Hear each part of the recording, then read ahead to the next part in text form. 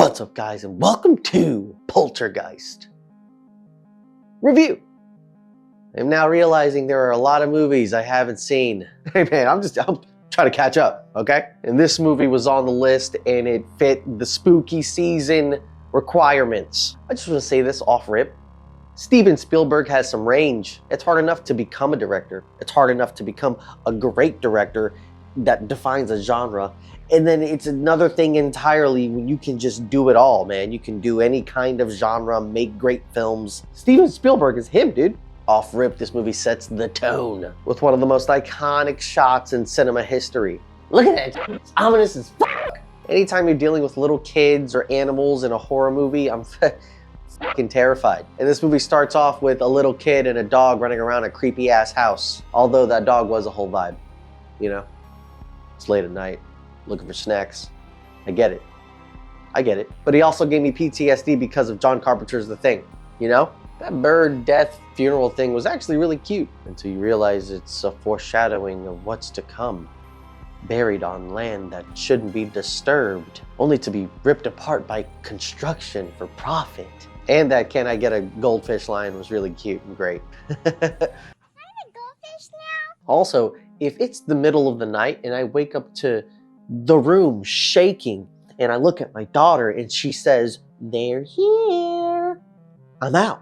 The power of Christ compels you. Although I do get the logic at first, right? Like I've had some weird shit happen to me, right? I just wrote it off as whatever. You make up, you know, the logistics in your brain of how something like that could happen. But if my dining room chairs stack themselves up in less than a second, I'm out. There's no logic there, dude. The TV people, I'm out. And what are we doing? Running experiments with ghosts like it's fucking normal. I like how Steven also gave a reason as to why they wouldn't call for help. Especially in the 80s, people would probably just write you off as being a psycho person that needs to go to an asylum. I mean, I wouldn't give a fuck because I don't know how to deal with that, but I understand the logic behind why they did it.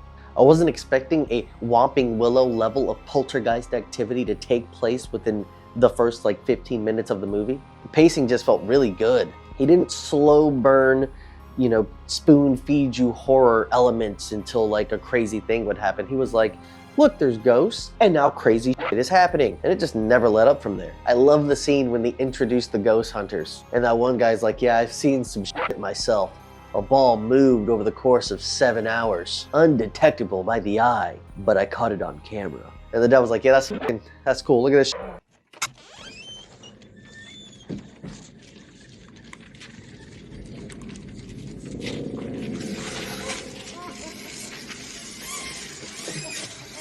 Practical effects, always awesome. It gave me The Thing vibes in that scene where the guy goes to the kitchen to get something to eat at night. I also like how this is a horror movie, but it doesn't just stay within that genre. I like how this is a horror movie that has wholesome moments. Like, yeah, this shit is terrifying, but this is also a family just trying to get their loved one back. You can really feel it in here, where in other movies it can just fall flat as fuck. And I love that shot, and also the reveal of these houses are built on the lands of cemeteries. His boss is evil as fuck. It's way better than, you know, the dad trying to do research, looking through newspaper clippings and all that shit. Like, figuring out the why wasn't their concern. They just wanted their baby girl back, dude. I also loved how Spielberg used every avenue of ghost hunting, from like ghost hunting tag to using a legit psychic. It was a horror movie essentially contained to this one house, but it felt so epic. It felt larger than the house itself. And I love the bait and switch. You think the movie's over,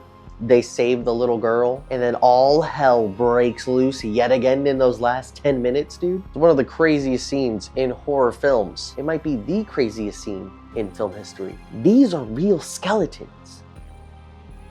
What? Steven took practical effects to a new level. I was looking up weird facts about this film, and that is definitely one of them, dude. I don't understand even the logistics behind that. How do you acquire dead body skeletons for a movie? And there were so many weird things that happened with this movie attached to it. You know, a lot of the actors died in weird ways or in very sudden ways, you know?